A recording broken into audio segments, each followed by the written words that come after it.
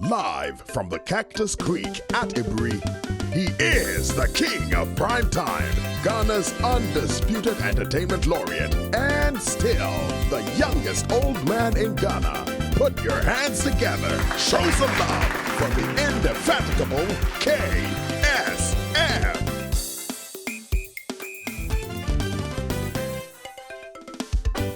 The KSM Show. Hello! Folks, the first thing I'm going to say, are you an entrepreneur? Are you dynamic? Do you want your business to grow? And I'm not talking about growing, say, small. No. Growth in terms of expanding in a way that has an impact in society. If you are, please make sure that you tune into this show and call your friends, because we're going to be talking about business, we're going to be talking about entrepreneurs, how they can become dynamic. And how are we going to do that? We're talking to this lady, and her name is Elikem Commey. She's the network manager for Stanford Seed. Put your hands together. Show some love for my guest, Elikem! Hey, there we go. Feel free. She's in the house, man. As I said, call your friends. If they say they're entrepreneurs, and I'm talking about really business-minded, serious entrepreneurs, this is the show they can't miss. So we're going to take a commercial break. When we come back, we are on. Stick around, folks. We'll be right back.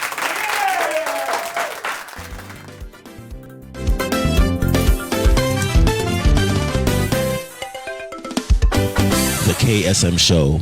Hey, folks. I'm reporting right here live from Cactus Creek. This is where my next show is, man. On Father's Day, I'm doing a special performance called a Japa. This is not a Japa deal.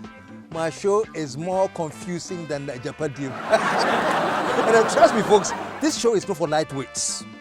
It's just for those who have strong shock absorbers for fun. I don't want any participants here. And this UMPP. I don't want any sycophants, man. And it's happening on the 18th of June, Saturday, and the next day, Sunday, the 19th of June, right here on Cactus Creek. And mind you, by the way, the language, adult. PG-18. KSM Diasembeba. He is dazzling his fans to his latest one-man special, A Japa, a Father's Day special. Dates 18th and 19th June. Time 4 p.m. prompt. Very limited seats. Reserve your tickets now. 0549 54462. Okay, folks, for the package, that is the buffet and the KSM comedy show, is 300 per person. And if you want to see only the show, that is 100 Ghana cedis. Or if you decide you want only the buffet, it is 250 Ghana cedis. Either way, I recommend the package, 300. Get a great buffet and see a great show. Ejapa, the man is back. You can freshen up at home and in your car. So, why insure just your car? Introducing Homeprehensive, a single insurance policy for both your car and home. Get Homeprehensive from Vanguard, because when it comes to insuring your car and home, boom preco. Located in the calm green hills of Ibri is Ghana's best kept. Your reservation, we have some new numbers. And the new numbers are 0302 955 432 or 0302 965 460. The best decision you'll ever make. Welcome home. Most of you are loving my jacket. Mr. Sao, I am if rough.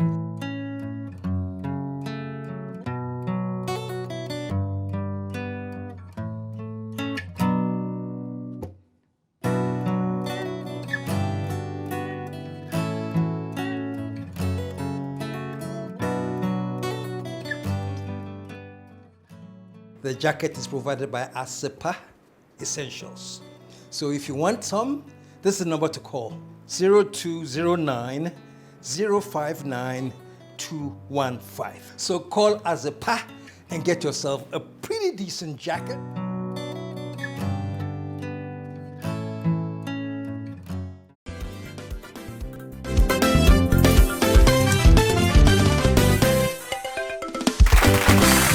KSM Show.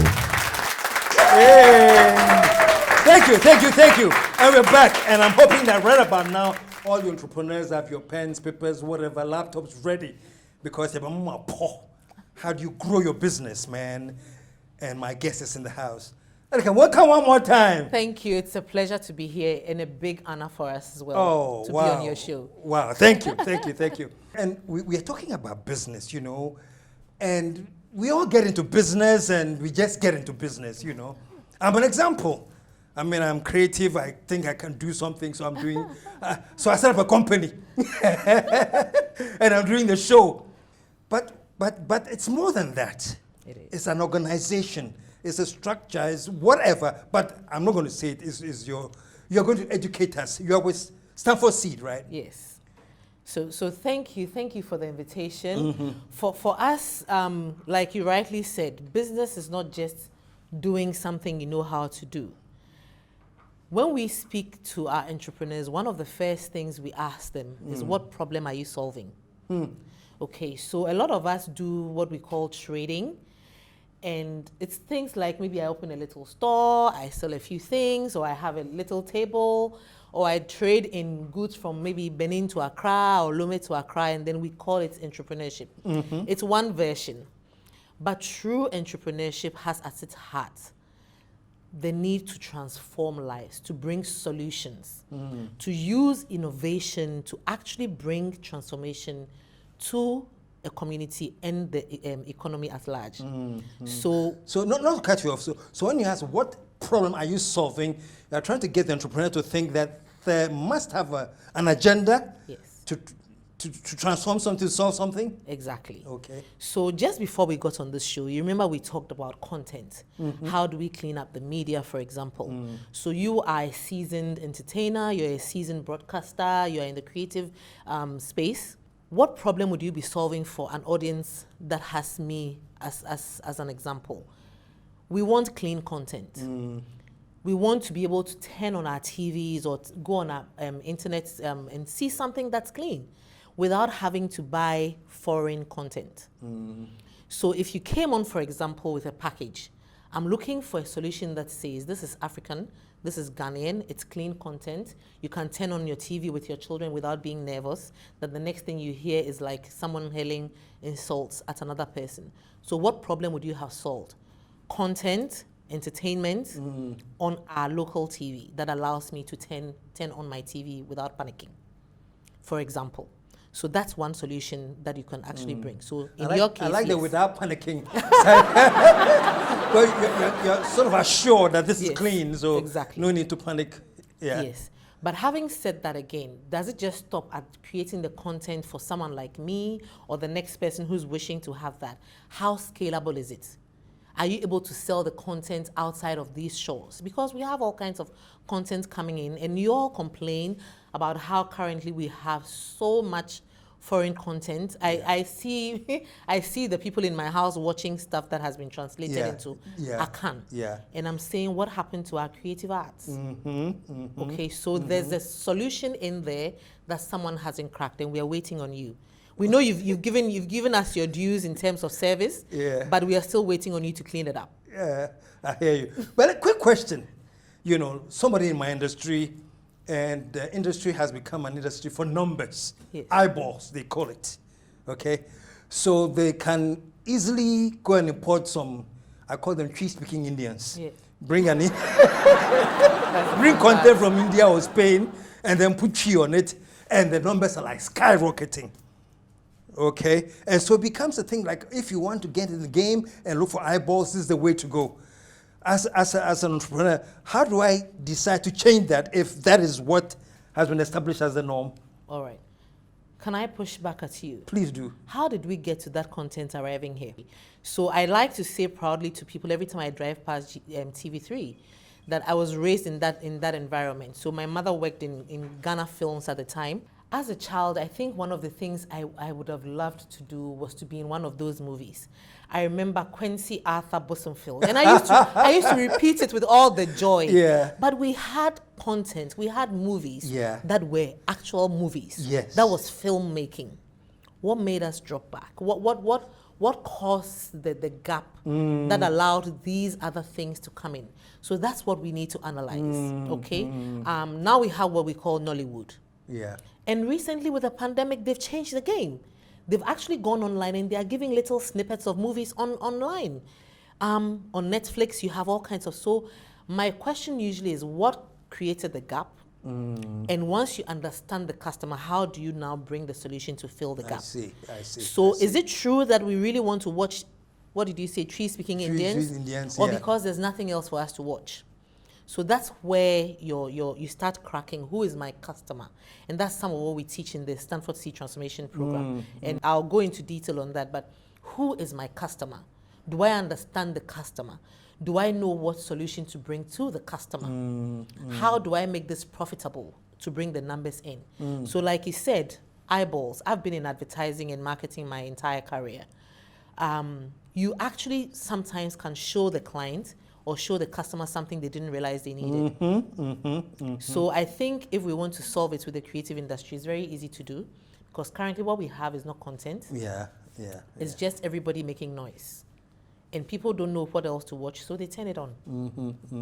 In the absence of nothing, anything goes. Yes. So I'm challenging you to it, that you bring us the solutions. I will. Show some love, man! No, but it's really interesting because we have a very simplistic idea of what business is. You know, somebody's doing this, hey, let me do some good, you know. True. So we don't actually analyze anything. What's your advice to people who feel like they're entrepreneurs and they want to get into business? What are the things they should be thinking of before they do it, other than just, oh, but this guy did it and they're doing great, so I can do it too? Yes. So I'll go straight back to tradition and the way we do our marketing in the local open market.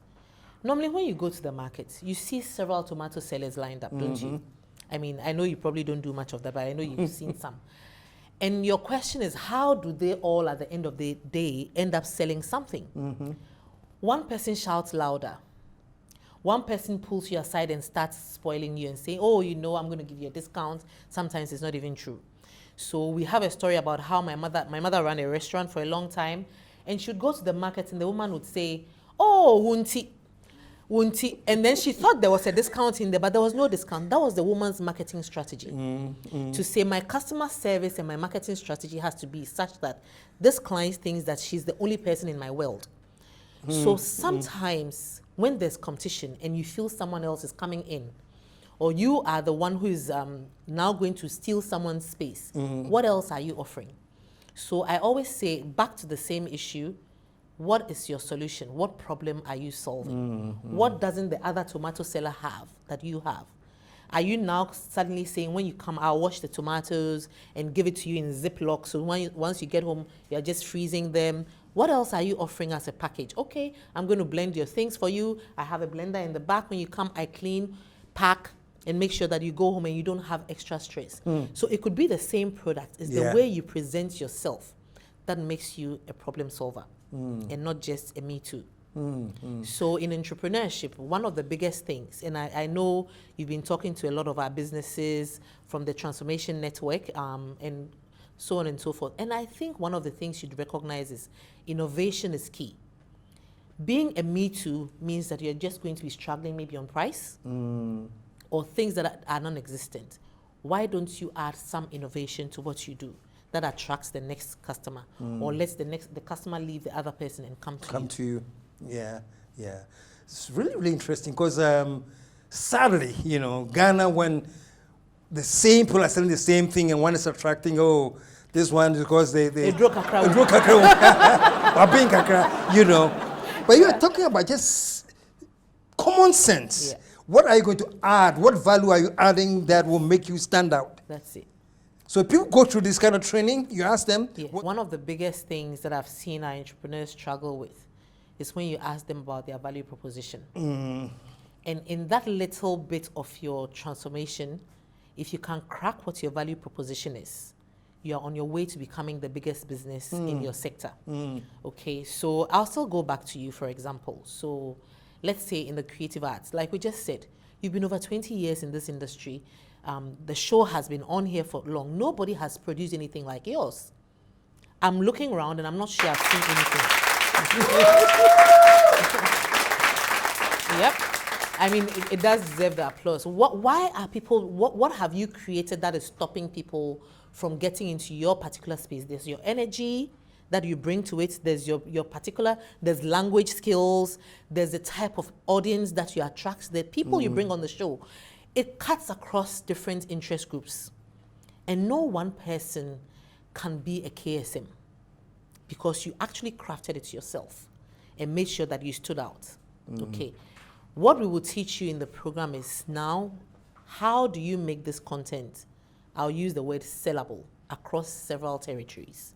How do we take this, for example, and take it to Germany to speak to Ghanaians in Germany, or Germans trying to understand our context, and so on and so forth. And those are things that you have to work on. And we work with you through your business model canvas. We work with you through your, like I said, your value, so many things, and just simply understanding your audience. And one of the big things that I've seen our entrepreneurs enjoy in the program is what we call design thinking.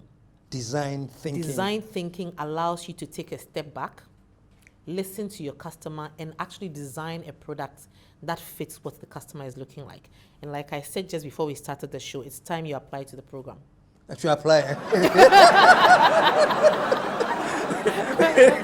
I'm not leaving you here because we've had a relationship with you for years. Yeah. You've been promoting our businesses. You've been talking to them.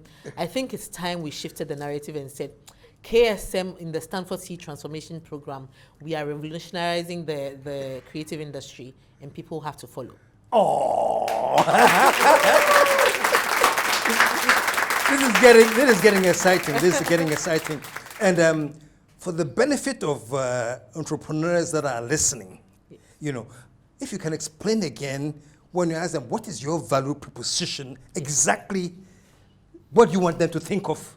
Good. So I think your value proposition, what would we talk about in terms of just the tomato seller? I like to use the simple things. What are you offering me that makes me take a second look?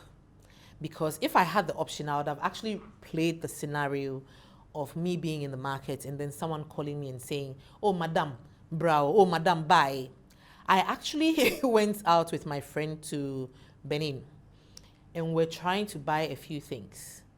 She was fascinated. It was her first time being in the market. And you know, Benin in Cotonou has one of the biggest markets in West Africa. It's called the Marché d'Antokpa.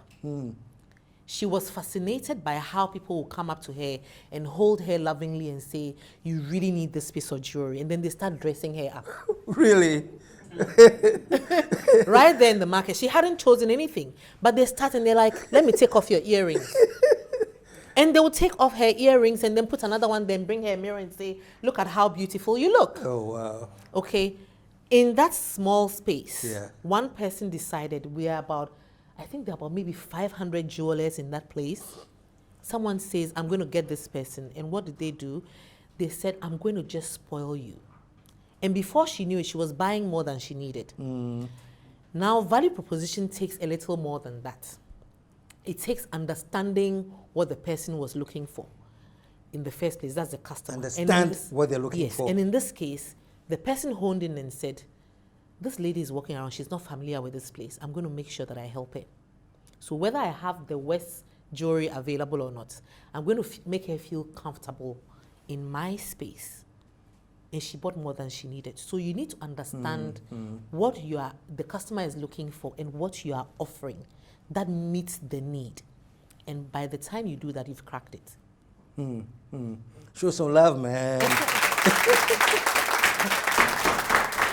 We're going to take a commercial break. And when we come back, I'm going to ask more questions about the Stanford Seed.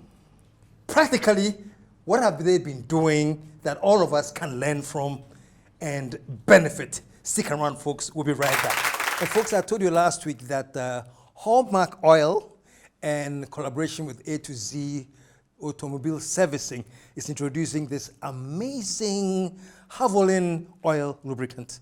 This is one of the best you can get on the market. So please take a look at this. Next week when we come back, I will give you numbers to call where you can get this amazing Havilland oil lubricant, one of the best. Stay tuned. Next week, there's more to come. If it is about traveling by air in Ghana, there's only one name, man.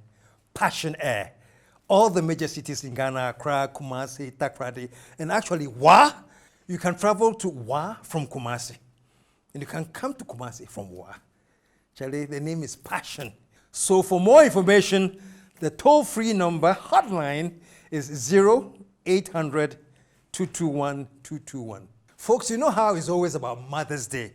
As for this Father's Day, dear, it's all about the fathers. And I'm celebrating fathers at Cactus Creek. And I have a show that will blow your mind. Your friend, a japa. Like I always warn you, it's not a japa deal. This is a japa. It's more confusing than the deal itself.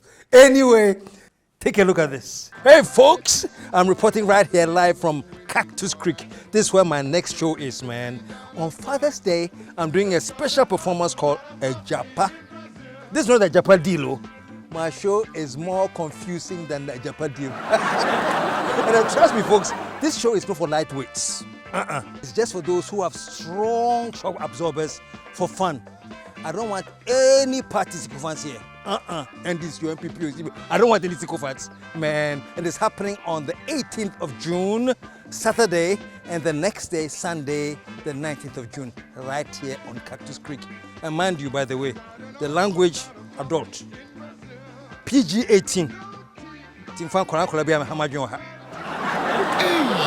KSM Diasembeba. He is dazzling his fans to his latest one-man special, A Japa, a Father's Day special. Dates 18th and 19th June. Time 4 p.m. prompt. Very limited seats. Reserve your tickets now. 0549 54462.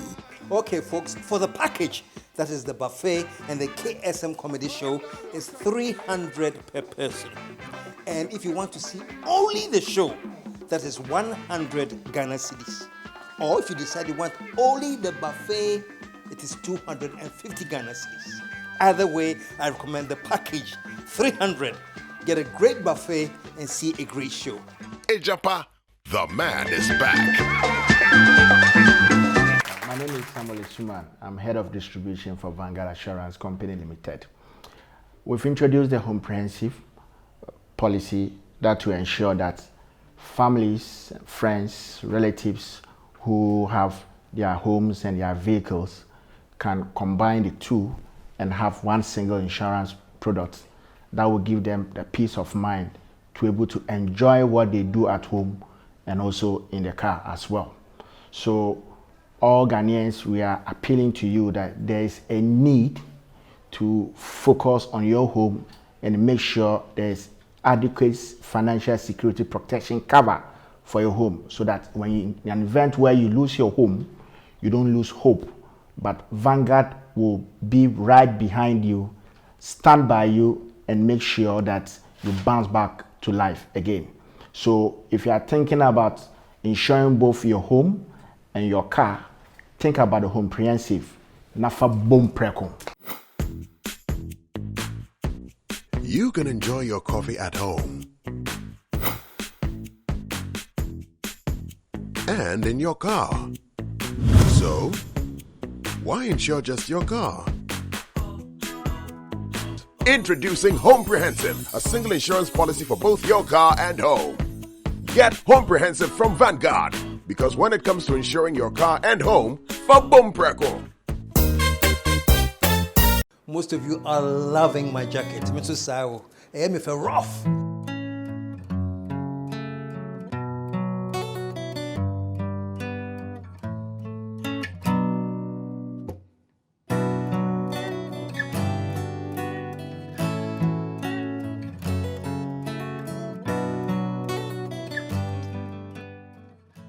The jacket is provided by Asenath Essentials.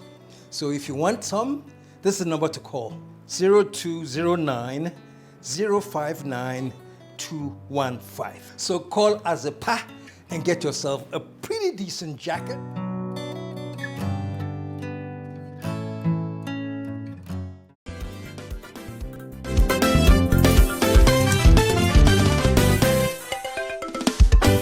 The KSM Show. We're back from the break, and we are learning, man. So I hope all of you entrepreneurs that want to soar are listening and you're making notes, because you're very, very lucky to have Elikem in the house today. And before we took the commercial break, you were finishing off with value proposition. Yes. Let me let you finish that, and then we'll continue. Yes. So I use the example of the jeweler. Having done that, it's actually a value proposition she can sell. Mm-hmm. And you do that by actually writing a statement. So in every context of your business, your value proposition should be a statement that remains. What would you say, for example, the value proposition for Cactus Creek would be? I'm just putting you on the spot. So I would tell you why I come here. So when I come to Cactus Creek, for example, I come because it's quiet. And the first time I came, I needed to get out of the house. I came with my book. I knew Hannah. I booked ahead of time. I had my food already booked. And I came and I sat down with my book and I read. Okay? So if I wanted to write a value proposition, for example, it would be very clear to me that there's a space for me to get away. Very simple. And I came with a book. I started, I'm sure a lot of people were wondering, why is this lady sitting by herself reading a book in this kind of, because it's the kind of place you probably couples are coming or groups are coming. But for me, it's a space for me to get away. Okay, it doesn't mean that that's what you are proposing, but when I come here, that's what I find. And because I've gotten into a relationship with a few of your staff, before I get here, my food is ready. So sometimes I'm calling Hannah, or I'm calling the GM or someone saying, so Ellie is coming up and this is what I want to eat. And when I'm coming, it's quiet and I get served and I finish and I go. Okay, so you've created something that meets my need. You may not have deliberately known that that was what was meeting my need, but it makes me come back.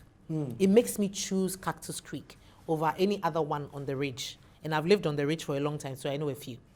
Okay, so your value proposition has to be a statement that you maintain, that when your customer comes, they can keep coming back.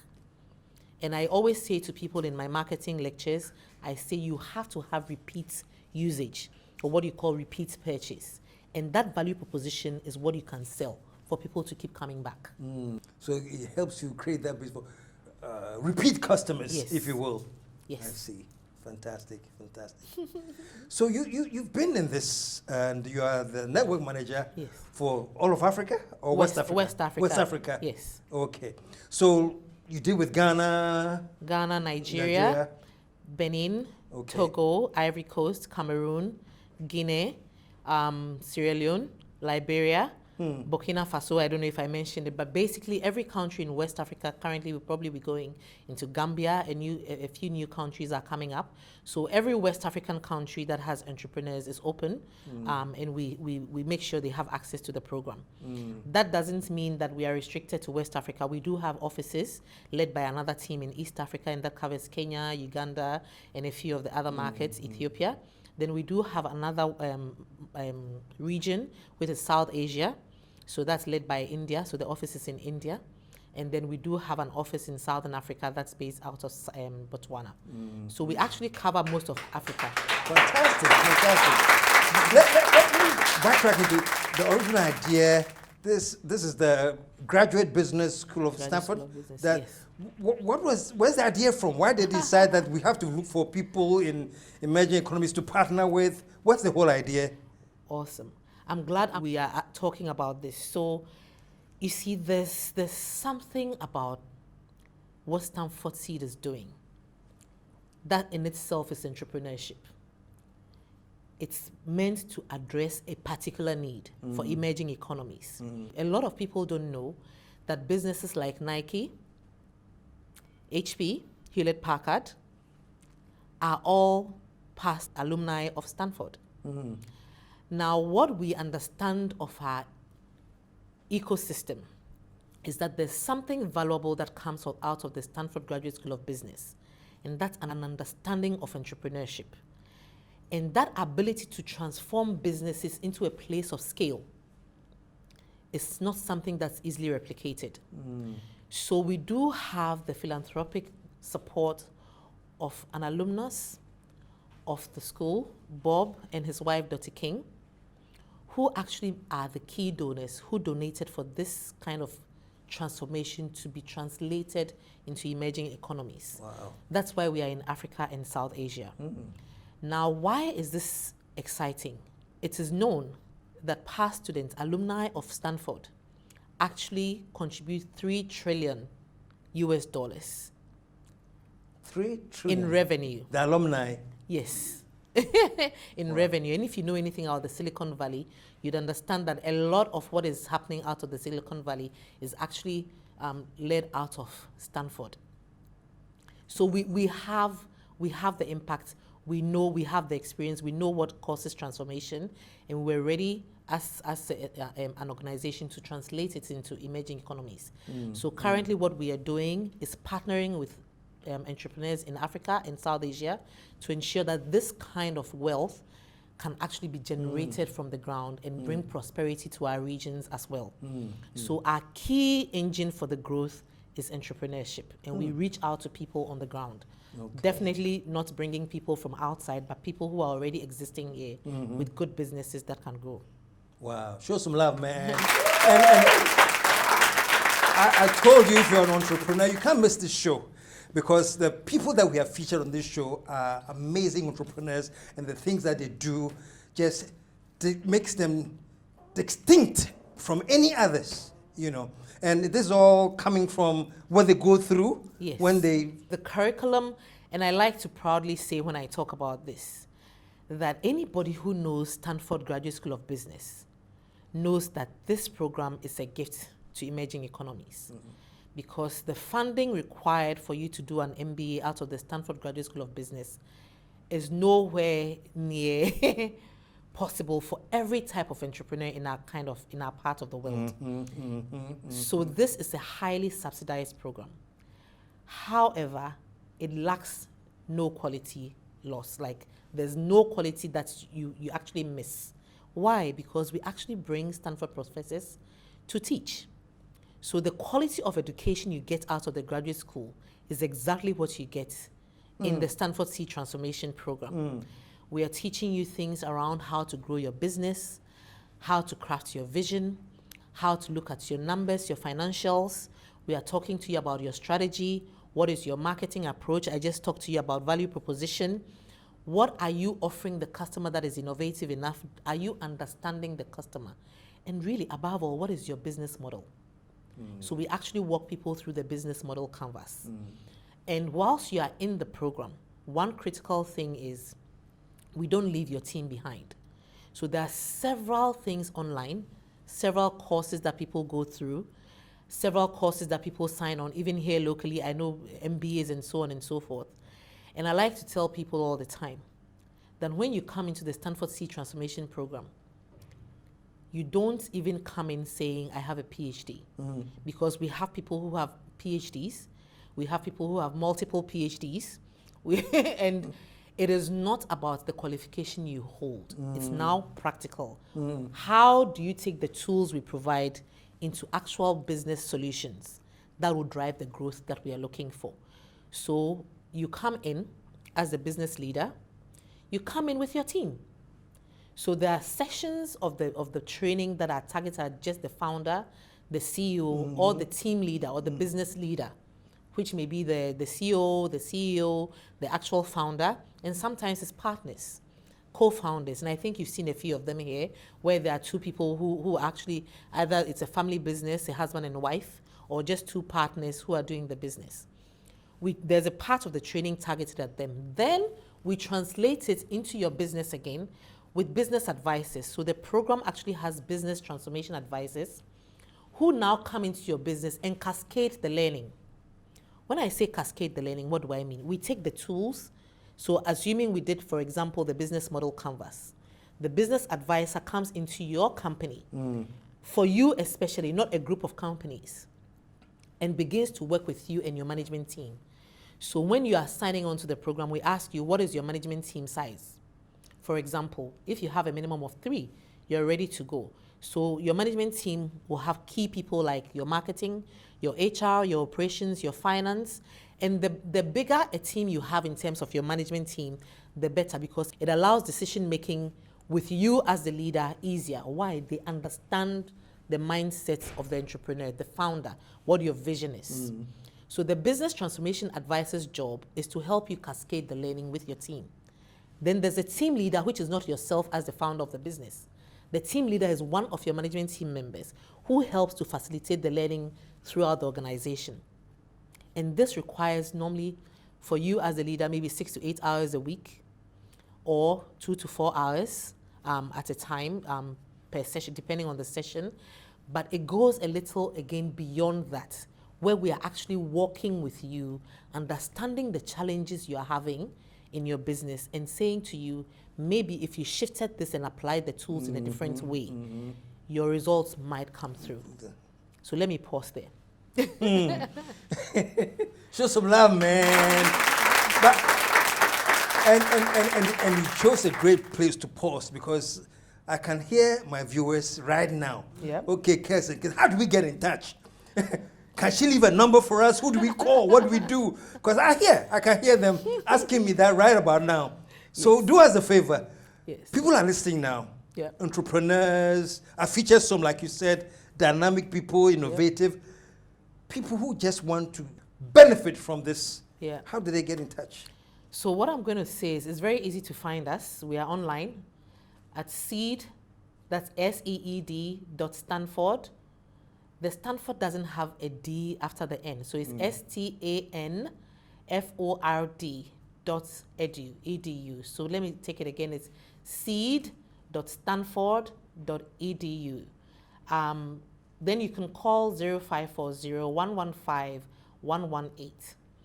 How do you qualify for the program? Basically, like I've been explaining throughout, you should have a business that is well established. At least give us a minimum of 3 years of being in operation. It would be great for you to have a good management team size because it allows you to benefit from the learning that they are going to also take to approach the program with a little more of an open mind that is translated back into your business. Additionally, would like that your revenue be at least 300,000 USD. And then for you to participate, there's a program fee.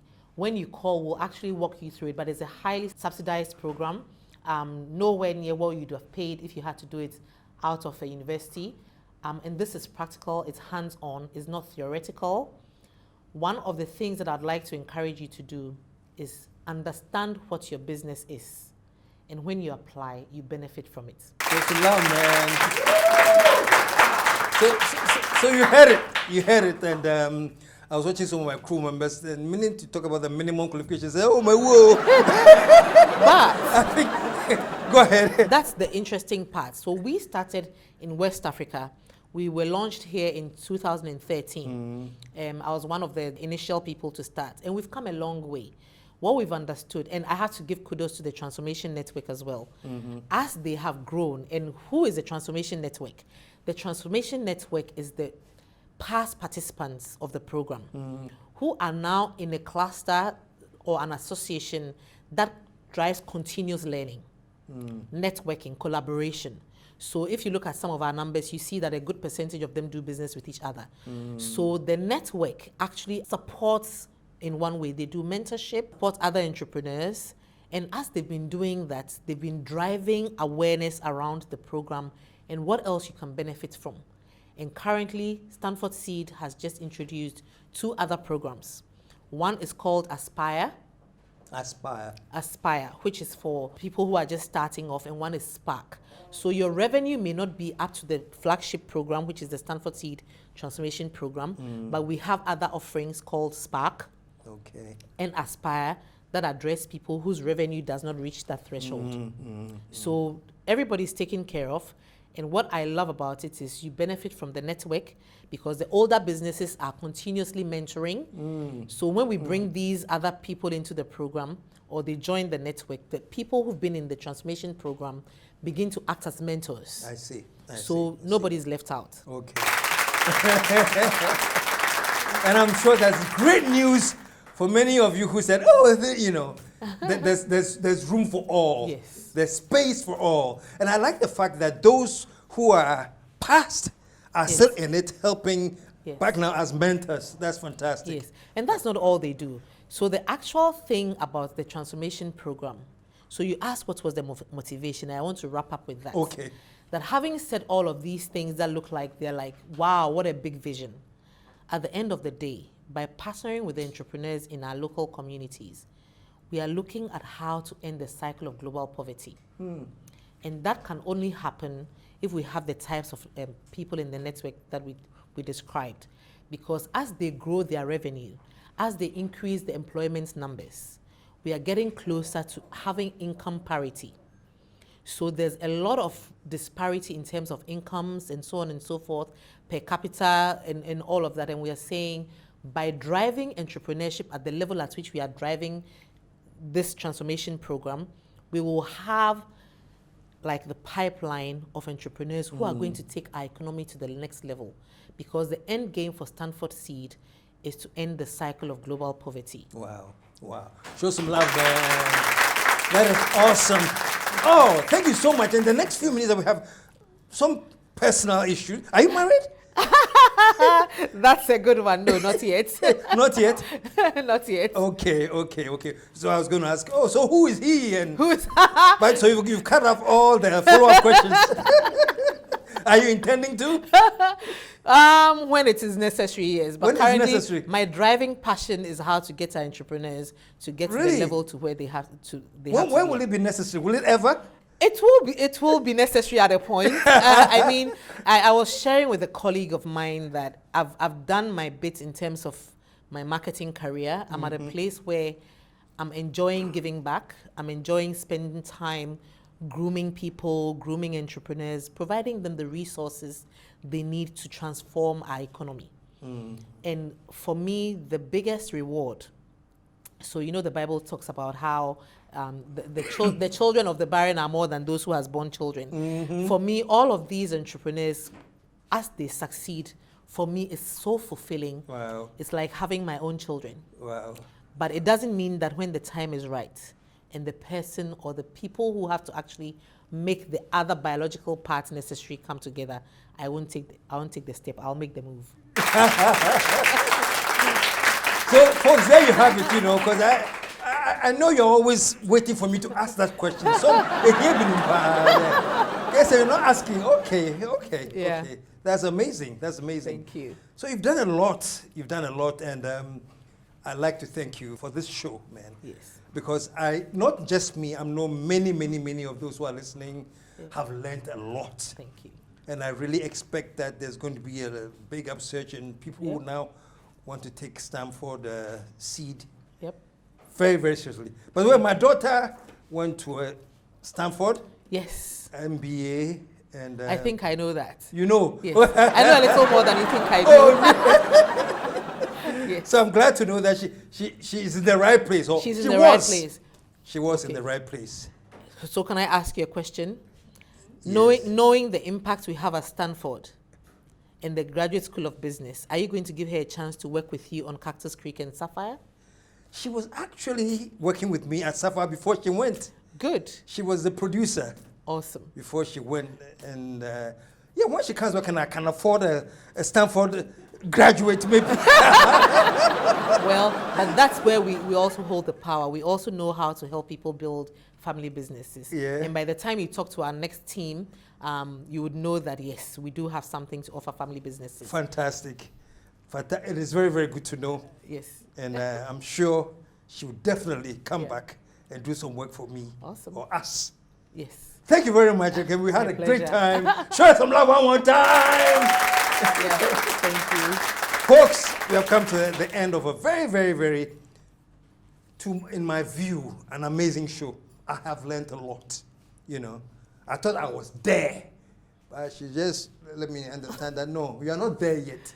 There's still always room to grow. Yeah. And the program, Stanford Seed, helps you to understand how to grow, how to turn you from a local champion to a global giant. Thank you so much for joining us. My pleasure. Great. So I'm sure as the time goes on, you've met many of the Stanford Seed people, and many will be on the show because we are trying to help inspire all Ghanaians to understand that it's not playing on the local level. Let's get you global. And for all of those of you who are scared by the numbers about the minimum qualification, don't worry. There's Aspire, there's Spark, and all of that will take care of you. So folks, until next week, when we come back, I'm going to sign off in the same way I've been doing for the last 20 years. You may be tired of it, but I don't care. How do I sign off, folks? We are out of, let the whole world say, yeah.